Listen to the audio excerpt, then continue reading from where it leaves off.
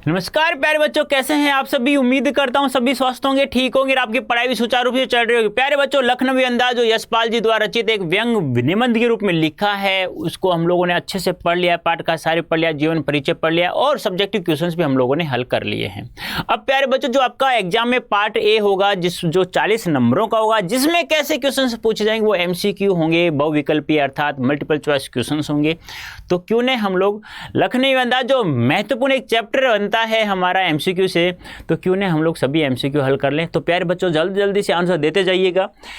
पहला क्वेश्चन है, नवाब साहब ने खीरे की तैयारी के बाद उसका क्या किया। खा गए, खिड़की से बाहर फेंक दिया, नवाब साहब को दे दिया, इनमें से कोई नहीं। तो प्यारे बच्चों क्या होगा, खिड़की से बाहर फेंक दिया है। याद करना है आप लोगों को भी। लेखक कनकियों से किसकी ओर देख रहा था, खिड़की की तरफ देख रहा था, घर की तरफ देख रहा था, स्टेशन की तरफ देख रहा था, नवाब साहब की तरफ। तो कनखियां क्या होती है, तिरछी नजरों से। यानी तिरछी नजरों से किसको देख रहा था लेखक, तिरछी नजरों से नवाब साहब की तरफ देख रहा था।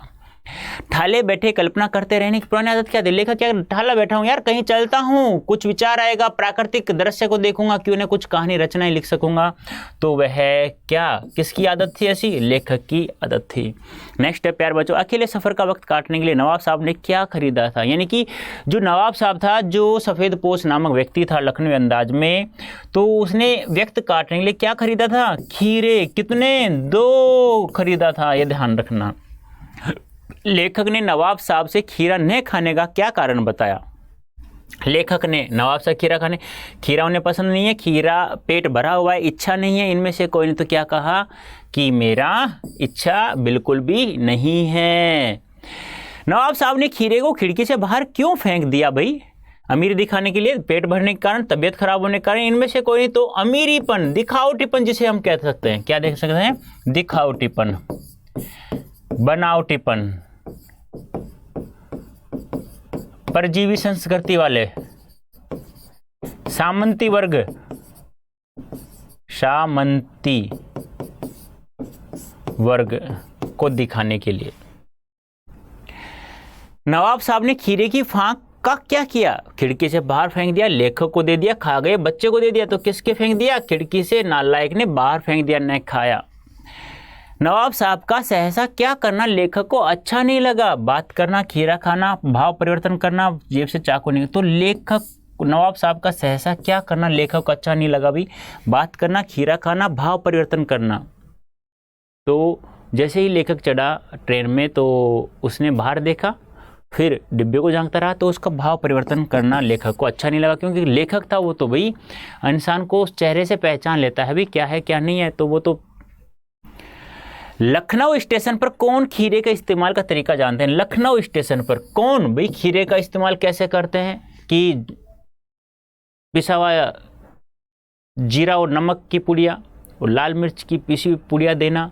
कौन, नवाब साहब, लेखक, खीरा बेचने वाले, इनमें से कोई नहीं। तो कौन, खीरा बेचने वाले। तभी तो नवाब साहब ने, लेखक के मुंह में पानी कब आया था भाई, जब नवाब साहब ने उनके ऊपर, खीरे के ऊपर क्या छिड़का, जीरा मिला हुआ नमक और काली मिर्च, लाल मिर्च की पिसी हुई मिर्च उस पर बुरक दा। तो लेखक के मुंह में पानी आ गया। लेखक क्या, आपके मुंह में पानी आ जाए, आप बोलते ही आपके मुंह में पानी आया होगा, बोलो।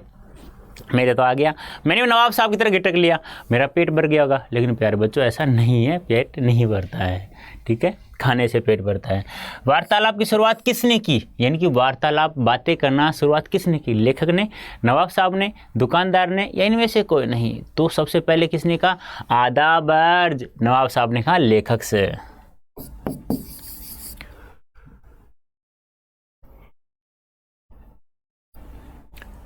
लखनऊ स्टेशन पर खीरा बेचने वाले खीरे का इस्तेमाल का तरीका जानते हैं, इसलिए वे ग्राहक को क्या क्या हाजिर कर देते हैं। हाजिर यानी क्या क्या देते हैं, नमक और लाल मिर्च की पुड़िया, जीरा मिला नमक, काली मिर्च की पुड़िया, जीरा मिला नमक, लाल मिर्च की पुड़िया, काला नमक और लाल मिर्च की पुड़िया। तो क्या देते हैं, जीरा मिला नमक और लाल मिर्च की पुड़िया।